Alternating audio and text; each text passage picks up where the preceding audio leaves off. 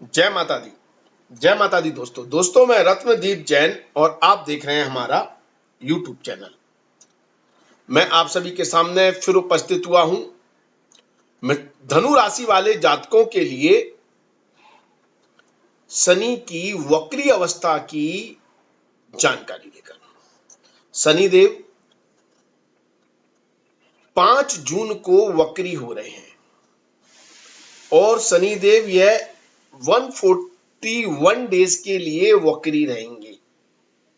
शनि की है वक्री अवस्था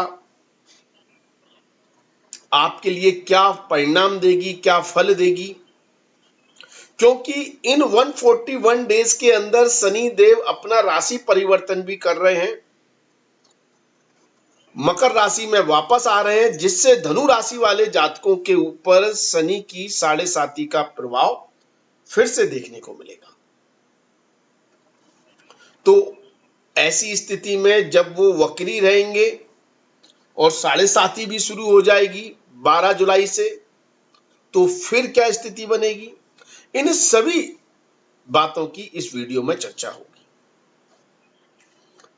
तो दोस्तों, यदि आपकी जन्म राशि, आपकी नाम राशि धनु है तो यह वीडियो आपके लिए है। अब सबसे बड़ा सवाल यहां पर यह उठता है कि बहुत से लोग कमेंट्स के द्वारा कहते हैं, क्योंकि हमारे दूसरे वीडियो में कहते हैं कि कोई कह रहा है बहुत अच्छा होगा, कोई कह रहा है कि ये बहुत शानदार स्थिति है, राजयोग बना रही है, पैसा आएगा, धन आएगा, अपनी ही राशि में शनिदेव है, पावरफुल है, शुभ होंगे।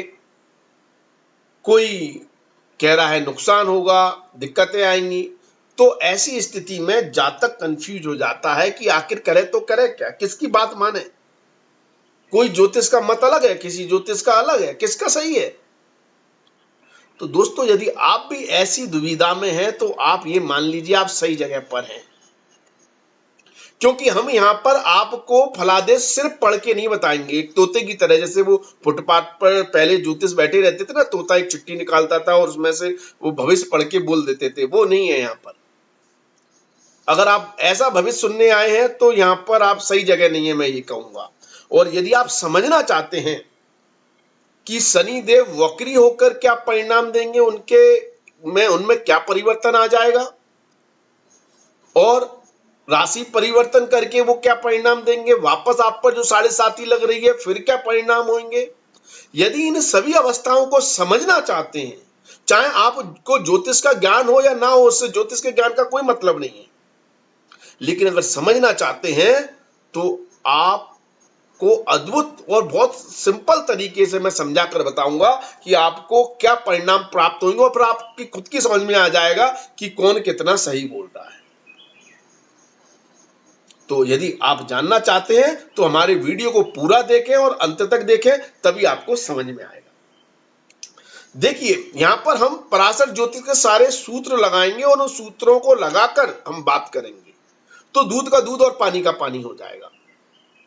शनिदेव अभी वर्तमान में आपकी राशि से तीसरे भाव में गोचर कर रहे हैं। यहां पर पराशर ज्योतिष के नियम के अनुसार शनि का गोचर अच्छा होता है, एक पहली बात।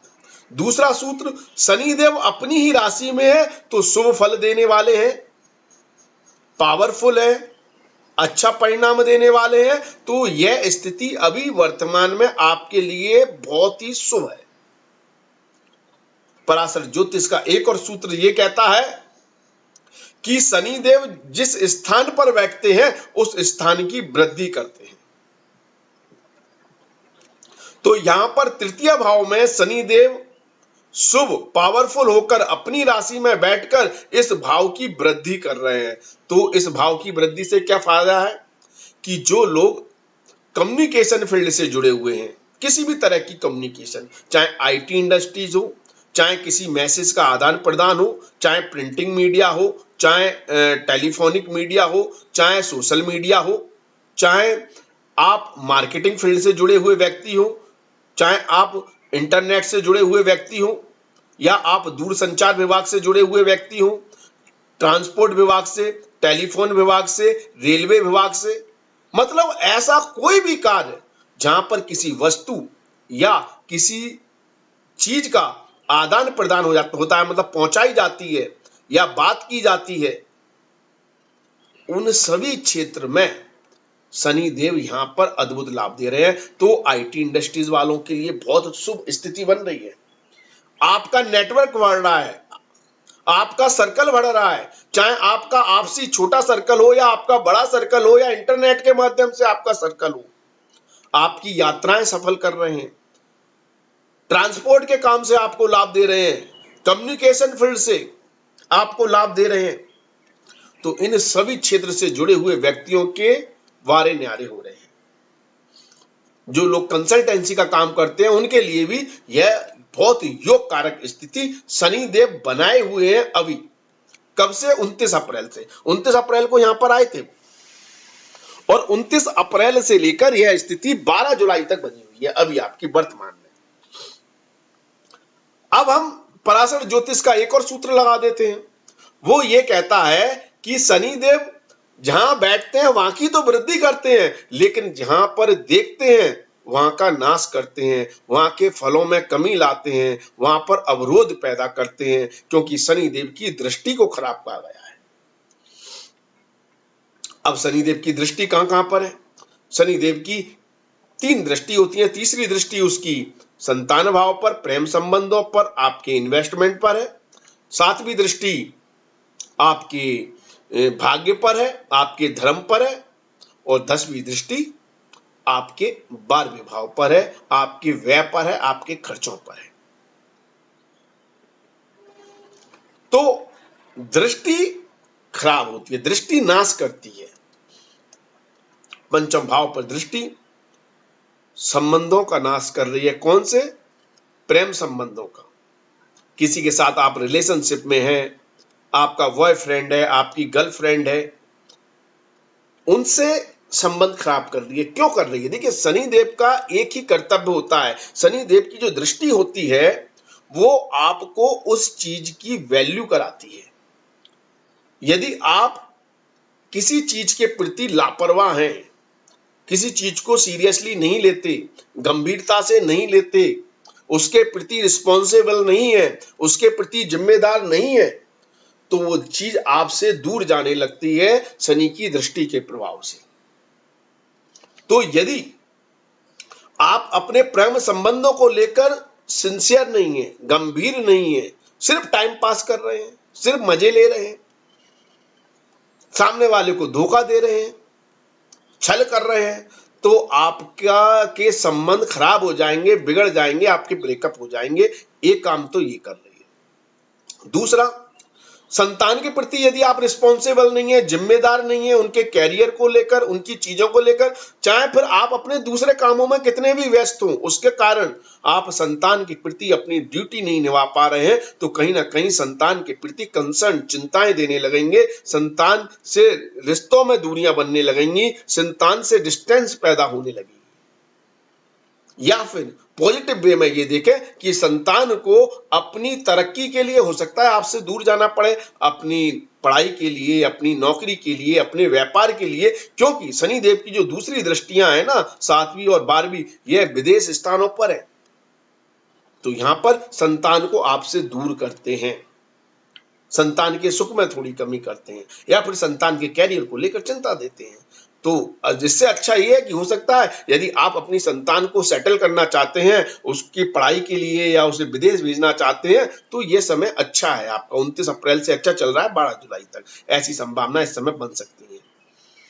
कार्य क्षेत्र में बदलाव को दर्शाते हैं, ट्रांसपोर्ट को दर्शाते हैं। ये सारी स्थितियां अभी शनि देव बना रहे हैं दृष्टि के द्वारा, वरना इन्हीं चीजों से दिक्कत देने लगेंगे, भाग्य को कमजोर कर देंगे, खर्चे ज्यादा होने लगेंगे, इन्वेस्टमेंट जो कर रहे हैं वो डूब जाएगा, भाग्य साथ नहीं दे रहा, भाग्य कमजोर हो गया। पैसे के इन्वेस्टमेंट को लेकर अगर आप सीरियस नहीं है, आंख मूंछ कर बिना प्लानिंग के कहीं भी पैसा लगा रहे हैं, शेयर मार्केट में लगा रहे हैं या किसी गलत कामों में लगा रहे हैं, तो ना भाग्य साथ दे रहा है, ना आपके खर्चे रुक रहे हैं, और आपका पैसा पानी की तरह बहा जा रहा है। ऐसी स्थिति शनि देव कहने को योग कारक स्थिति में है, तीसरे भाव में कहने को लाभकारी स्थिति में है, तीसरे भाव की वृद्धि कर रहे हैं।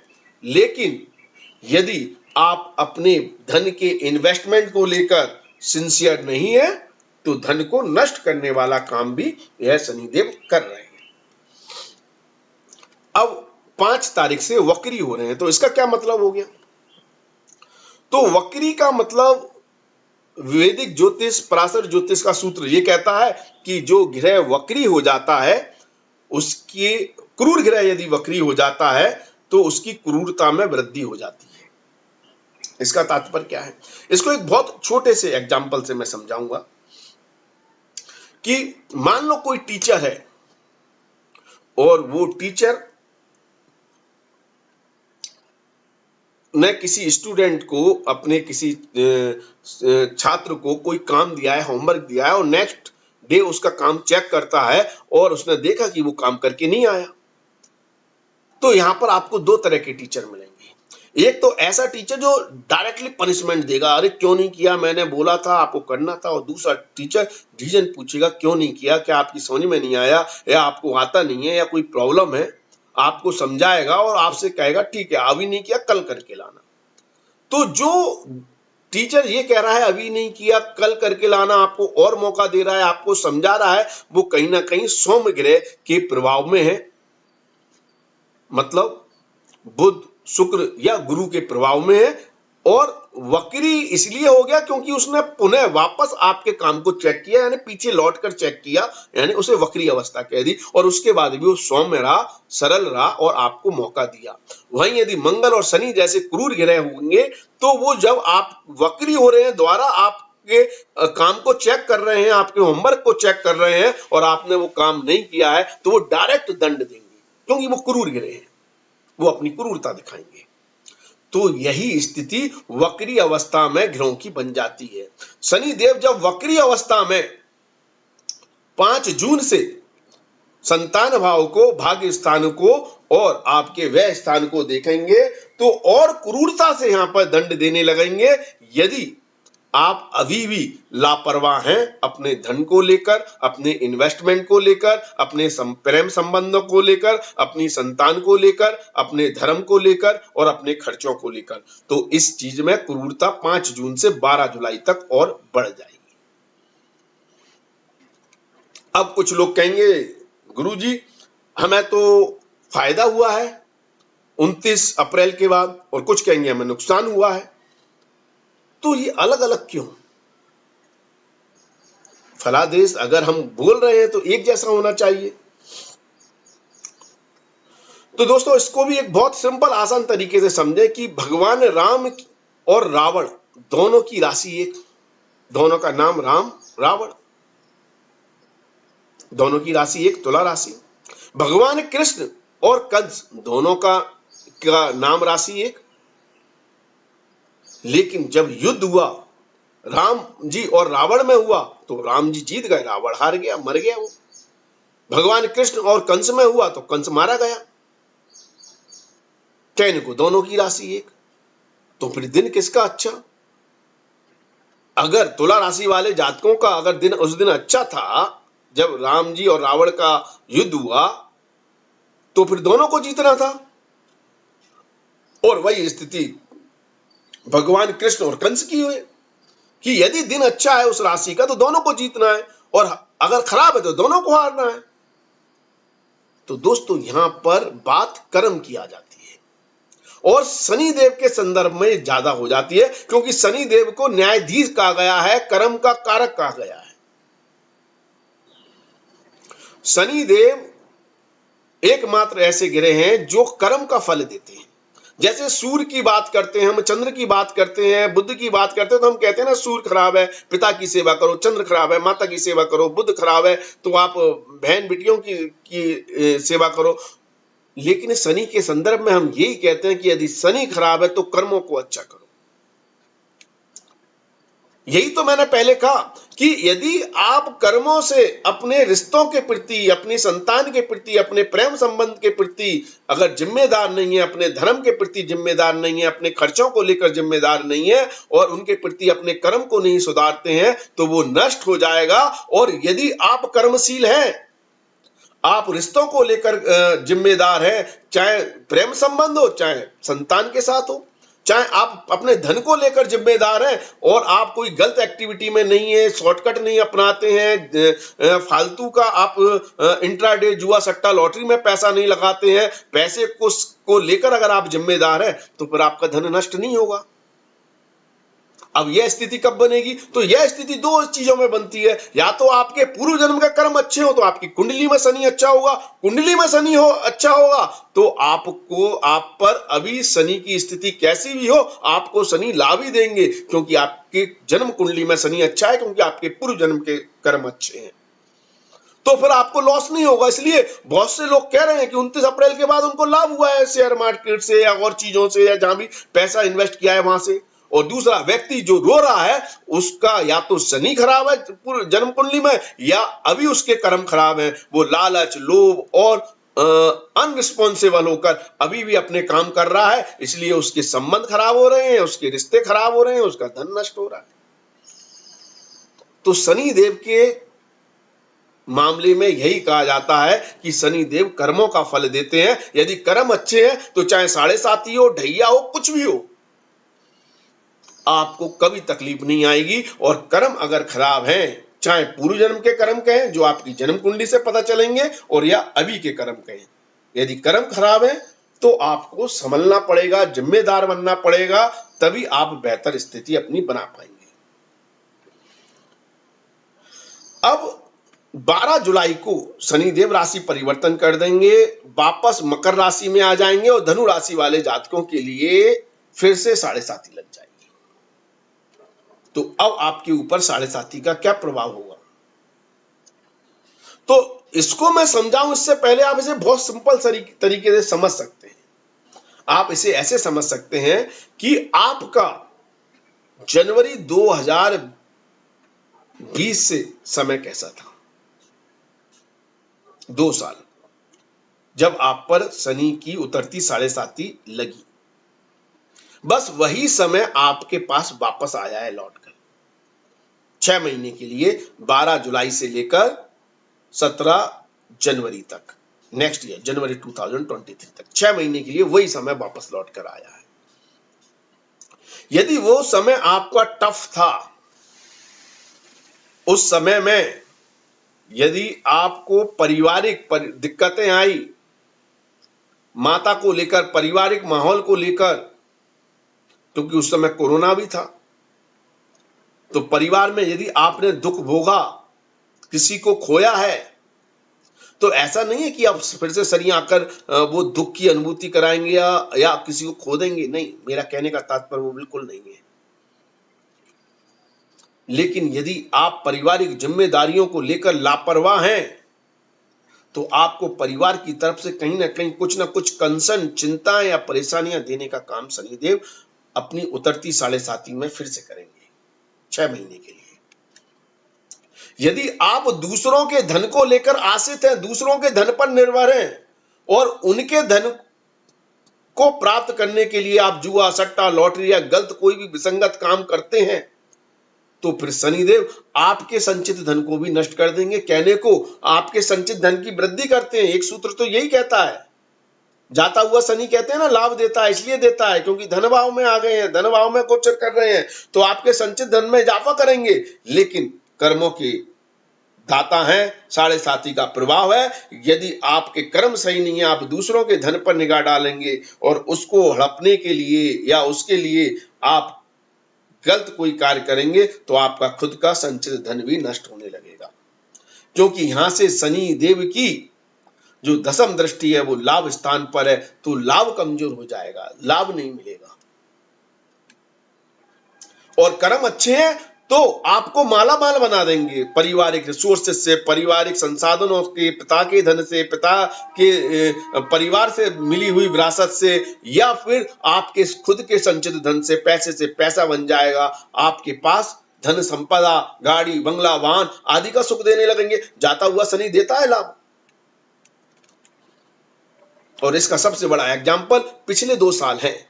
अगर आपको पिछले साल जनवरी 2020 से लेकर अप्रैल 2029 अप्रैल 2022 तक यदि आपका समय अच्छा रहा है तो ये मान लीजिए 6 महीने भी आपके शानदार रहेंगे।